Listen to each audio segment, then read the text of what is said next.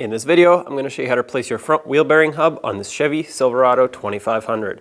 Let's get started. Let's remove the wheel. If your truck has these center caps, you're going to want a 22mm socket, same as for your lug nuts, and remove all of these plastic covers, unthread them to pull the center cap off. If your truck doesn't have this, of course, just skip this step.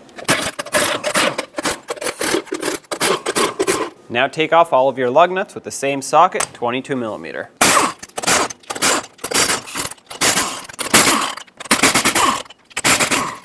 Now remove the wheel. With the wheel off, let's remove the caliper. It's easiest if you turn the wheel to one side so you can get better access. Use a 21mm socket and remove both of the caliper bracket bolts so we can remove the entire caliper and bracket assembly and set it aside up on top of the upper control arm. There's one bolt. I'm going to leave it threaded in so I can take this one out safely without it falling off. Okay, take these bolts out. Now you should be able to get the caliper off of the rotor. You may need some sort of a prying tool to help you out. There we go. I'm going to put it right on top of this upper control arm, just like that. I'm going to put it right on top of the knuckle here, and I'm going to tie it to the upper control arm. This is how I secured it here with a heavy-duty bungee cord. It's not going anywhere. Brake hose is not being pulled on, so we can continue. Let's remove this cap here that covers our axle nut. So take a pry bar, and sometimes you'll need a chisel. In this case, it looks like someone already chiseled it up. So I'm not going to do more damage. I'm actually going to try to straighten it out once it's off. But what you need is something to pry with so that you can tap this off of here.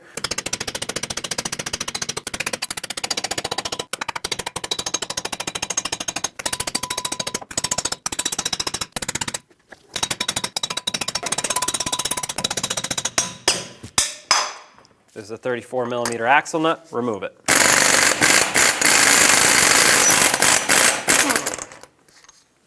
Get this washer off as well. Now make sure your axle pushes through. It's not seized in the hub, so that's perfect. If it is seized in here, take a punch and hammer it through until it breaks free. Your rotors should be secured with one of these set screws. If you don't have them, well, don't worry about it. It should come off at this point. For me, it's a T30. So put a T30 socket in there and remove it. Hopefully yours comes out. A lot of times these seize up. Now you can remove the rotor. Follow the ABS wire and unhook it from its retainer on the frame. With it unhooked, you should be able to disconnect it. There should be a locking tab here. Mine is broken. So it just unplugs like that. Get any sand out of this connector. It has two more points where it's secured. One on the back of the knuckle here.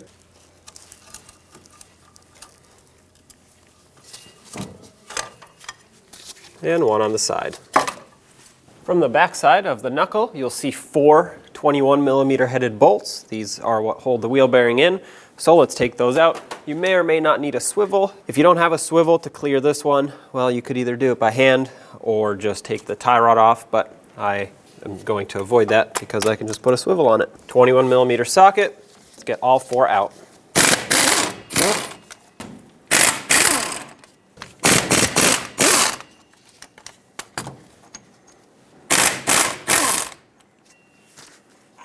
Now grab a large hammer and hammer it side to side, top to bottom, until it pops out. There it is. Push the axle through. Backing shield's going to come with it, or might stay attached here. There it is. Now we have quite a bit of cleanup to do, so remove this. I'm going to sand this down. I'm also going to sand all of this down here, so make sure the axle can be pushed out of the way, just like that. And I'm going to take a wire wheel on a drill and just go around, clean all this up. It's important to not have a lot of corrosion here so that the wheel bearing can sit properly.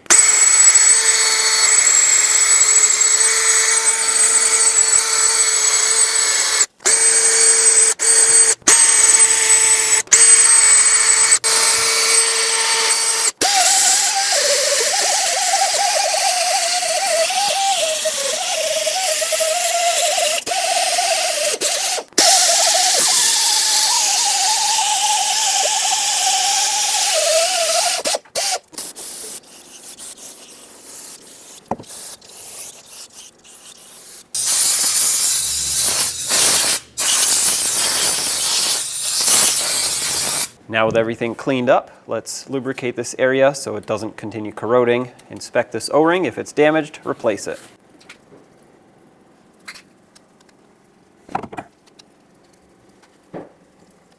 There we go. This is nicely coated. A very thin layer will do the job. Apply a little bit of anti-seize on the splines of the axle as well. That way it doesn't seize in the hub in the future. Just a thin layer all the way around. Avoid getting it on the threads though. Now take your backing shield, position it right on the knuckle here, the way it's supposed to go. Make sure it's not backwards. And then take your wheel bearing, slide it over the axle, line it up with the splines, make sure everything stays in place as you press this in. Okay, now wiggle the wheel bearing. Try to get one bolt started. This one started onto its threads, so I'm going to bring it in about halfway, and then let's start in whichever other one lines up. For me, it seems like it's this other top one. And make sure they're starting in smoothly. You don't want these cross-threading. This one's in too. Let's turn it a few turns. Yep, that's going in perfectly. Okay, this one's also starting in. Perfect. Okay, last bolt. This one is also starting in nice and smooth. That's perfect. I have to turn the knuckle a little bit for this other top one.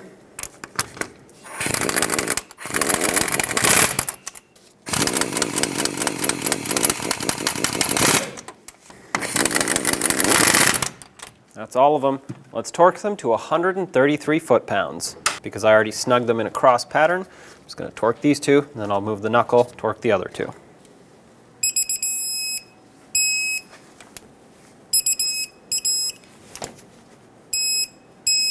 There we go.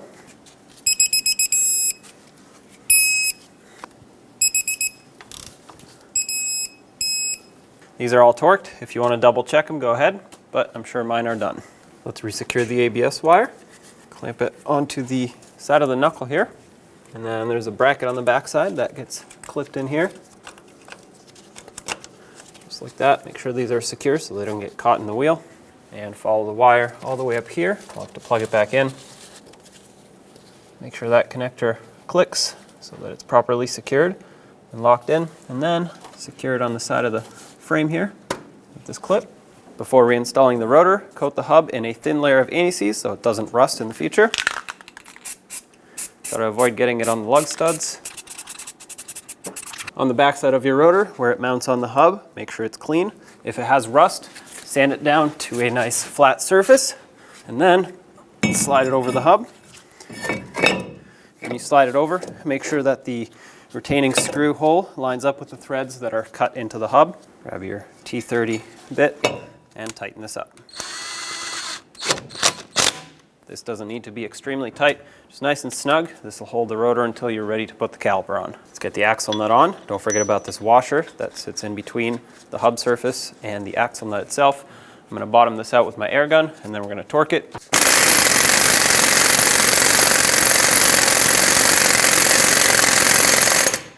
Okay, it just stopped spinning right there, so let's grab the torque wrench. The torque is 188 foot-pounds. Put your torque wrench on here, and then use a pry bar right through the lug studs to prevent this hub from spinning. Make sure it's sitting flat on those threads so you don't damage them. Okay, 188. That's it right there. Let's put this cap back on here. Take a rubber mallet, tap it into place.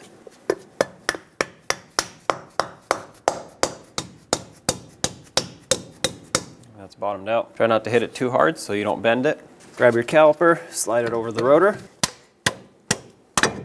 There we go. Let's get the caliper bracket bolts back in. Let's bottom these out. 221 foot-pounds of torque on both of these bolts. All right, there you have it. Let's put the wheel back on. Put the wheel back on. Start on all 8 of your lug nuts, bottom them out in a cross pattern, and also in a cross pattern, torque them to 140 foot-pounds.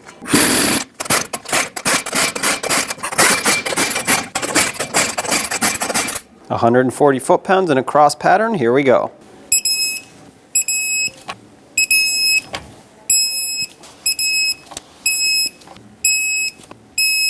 Double check them.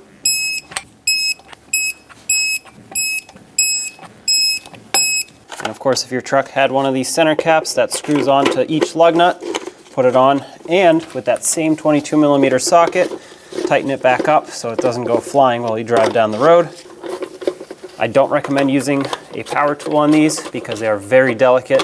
You can easily strip out the threads if you're not careful, and it will fall off at that point if it's not held on properly. All right, those are all tight. There you have it. Take it for a road test. When only the best will do, demand TRQ. The only company that lets you view before you do. TRQ is committed to offering the highest quality aftermarket auto parts that are engineered for peace of mind. Thanks for using and viewing with TRQ.